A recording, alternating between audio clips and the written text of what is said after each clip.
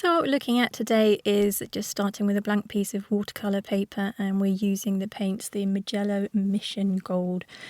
And what we're going to be painting is just some very simple stylized roses and some mixtures of some pinks and lavenders and rose colours. So we're starting off with a very concentrated amount in the middle and then just making very simple C shapes as we go around, overlapping those so that you don't have them appearing in the same place. So it's quite important to try and leave some white space in between. And as we go through, what we'll do is we'll just wet the brush and then we'll disperse the colour towards the edges as we go. And just keep checking, just make sure it looks pleasing to the eye really.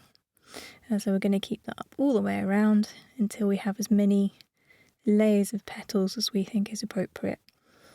And one thing to look out for here is which way is the rose facing? Is it facing up? Are we looking at it side on?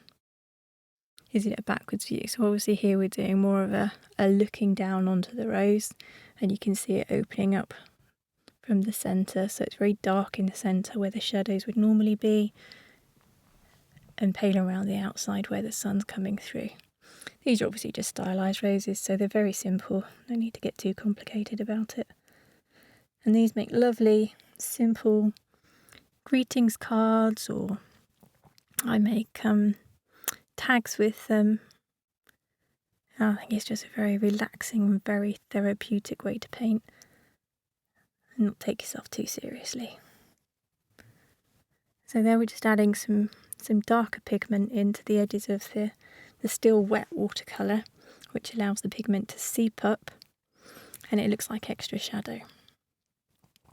So now I'm just adding more of a purple colour to start a second rose. And as you can see, we're just going to repeat the process. This one's slightly at a different angle and darker on the inside. And just taking those C shapes out. Sometimes I like to do a petal shape which is slightly more triangular, and then just wipe the brush almost on the side as we go round and round for a paler colour. Background there you can see my palette, which I never wash, and some artists might be absolutely horrified at that, but for me I like it. I normally use lots of the same colours, so it's quite nice for me to have those already mixed and on the palette, and I know that they're harmonious. So here I'm just making that slightly bigger, and also you can see where it's slightly darker, where I want a bit more shadow.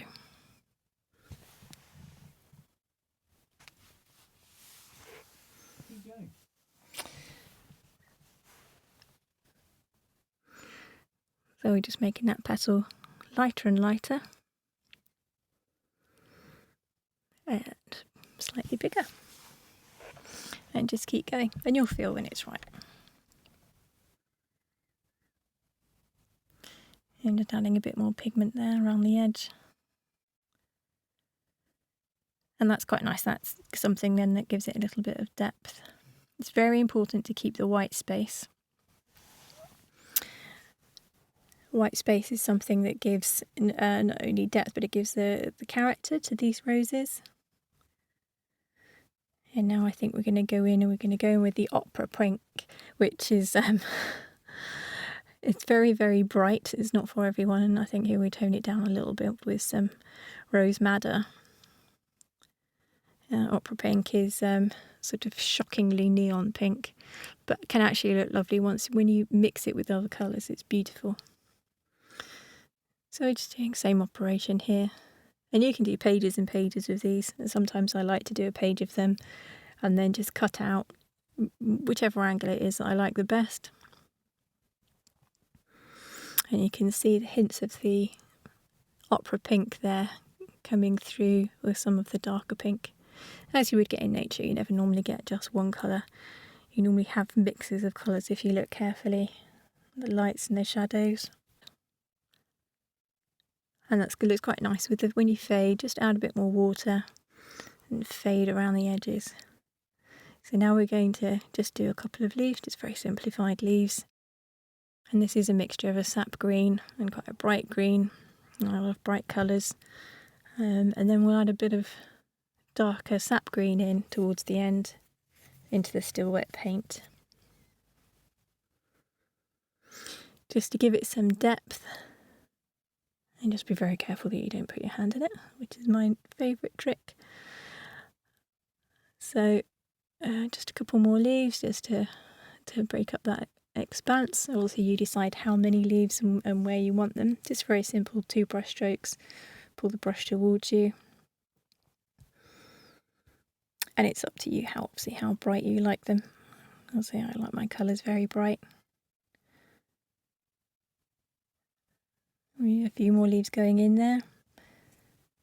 And then we're going to look at doing some sort of a stem just to ground everything. So just looking at which direction that might come from.